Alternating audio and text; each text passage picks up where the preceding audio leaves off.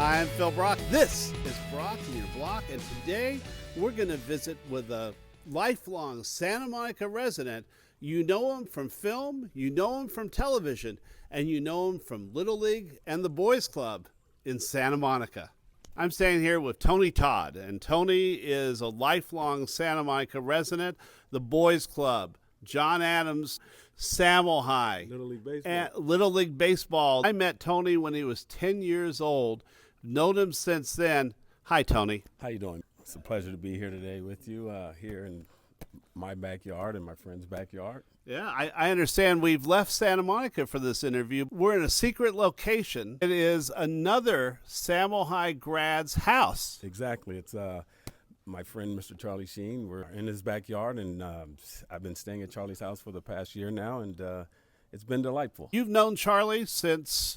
We go back like hair grease. I would say we first met in Little League Baseball, but then we got reacquainted at Santa Monica High School when we were both 15 years old. When I think of Tony Todd, two words come to mind: Semper Fi.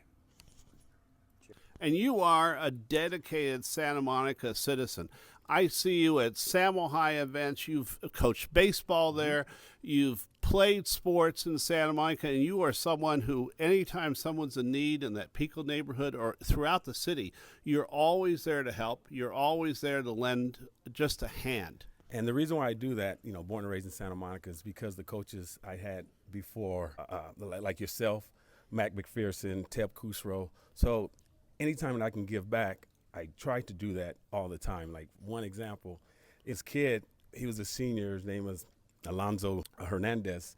He was unable to attend the prom in 2010.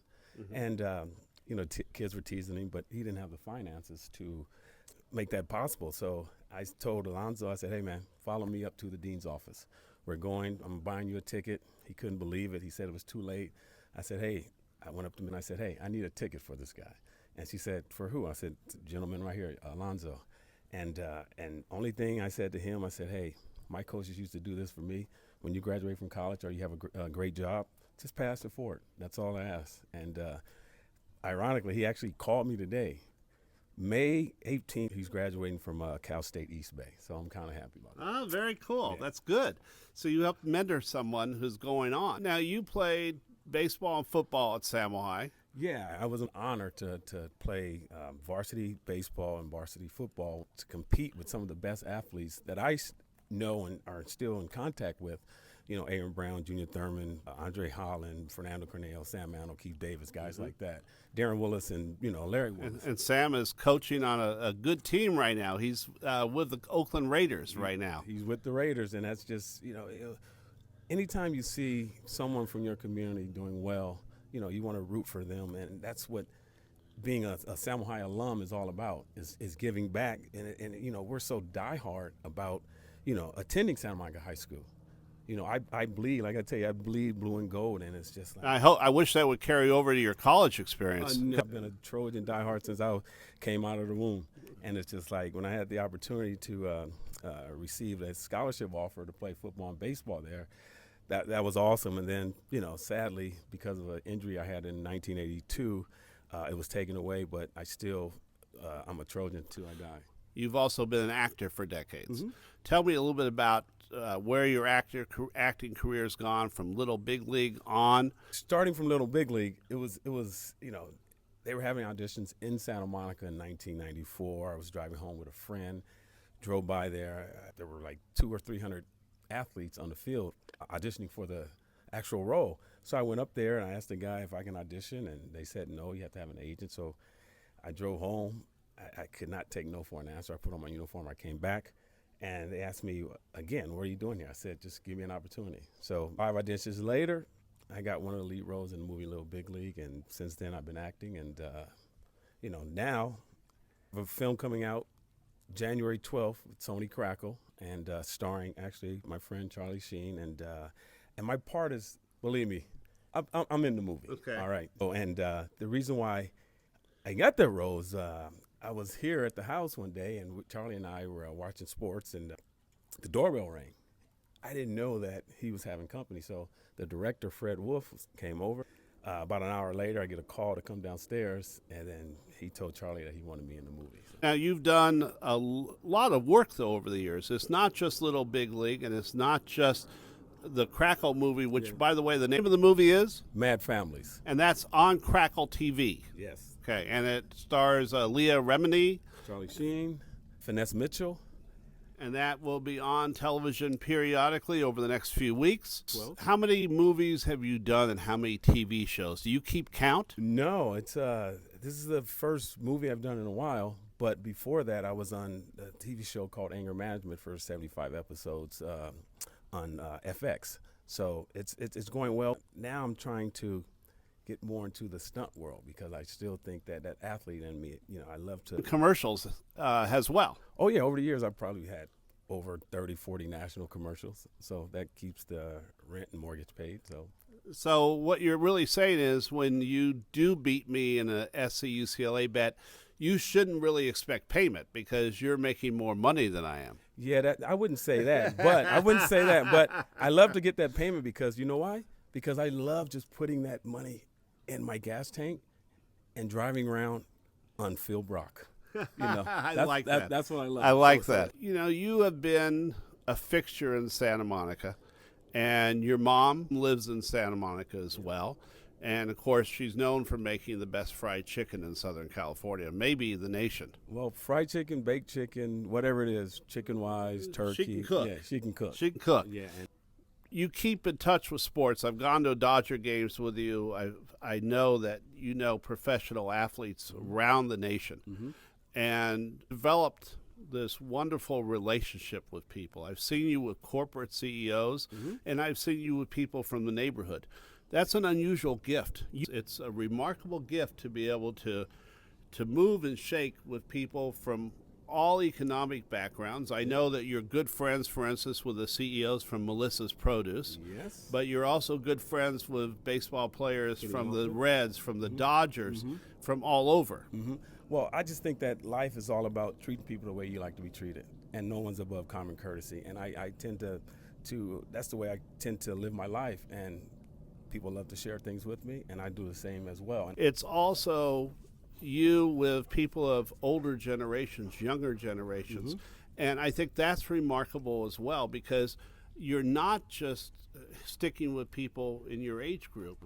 I've seen you, one of your best friends, James McPherson, who I have interviewed on this show, and I was fortunate enough to give an award to at the Samuel High Alumni All-Class Picnic this year. You've also mentored kids at the Boys Club. You mentored young men through baseball at Samuel High, and I've seen how warmly the teenagers at Samuel High greet you and how you've helped them too. Tell me a little bit about what it means to you to help mentor the next generation. I still feel like I'm a little kid, so that's the aura I give out to them. And it's like when I was coaching there in 2010 to 2014, the kids, they know I was somewhat, I wouldn't say a hard ass, but they know that they can have fun with me. And it was all about, I love to win. We work hard. If there's anything they ever need, I can make sure that happens. And also, what I used to do is I tell the kids, I say, hey, man, if you have the talent, you will be noticed. I can call any agent at any time. I can call any scout at any time to get you looked at. That's what my coaches did for me. I had a coach, rest his soul, John Heavens. He bought me my first baseball glove. He bought, not my dad, not my mom. He bought me my first baseball glove. And it's just like, and when I have that opportunity to give back to a kid. What was so, I think, vital to Santa Monica in our youth was the Gercios, John Heavens, John Lonsdale, so many different people in Santa Monica.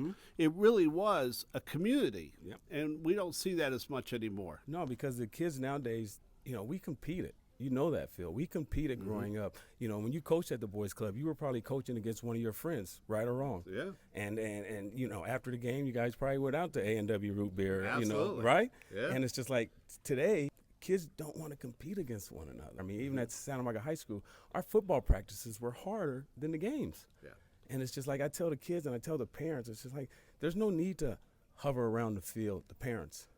The coaches know what they're doing. The coaches want to win, they're not bad guys.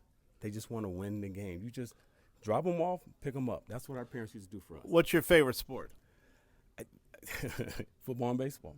I can't. So you stay with the same thing. Yeah, okay. same thing. I can't. I love both sports, but my heart was taken away in high school from the injury that I received, and but I still love it. And you played at Dodger Stadium a couple old timers games too. Yeah, I played, and Hollywood All Stars games. played in the Hollywood All-Star games. I just love the city of Santa Monica, and I wish that the Santa Monica High School is just. I just wish they would get behind the coaches more.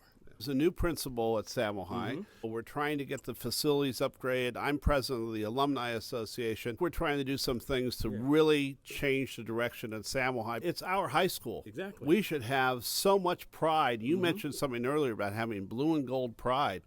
That's important for every kid who goes to Samo High, for every teacher at Samo High, and for the entire community of Santa Monica. Right, and there's no reason for us to lose. I mean, there's so many great athletes in Santa Monica. You know that. There's no reason for us to lose these kids to private schools.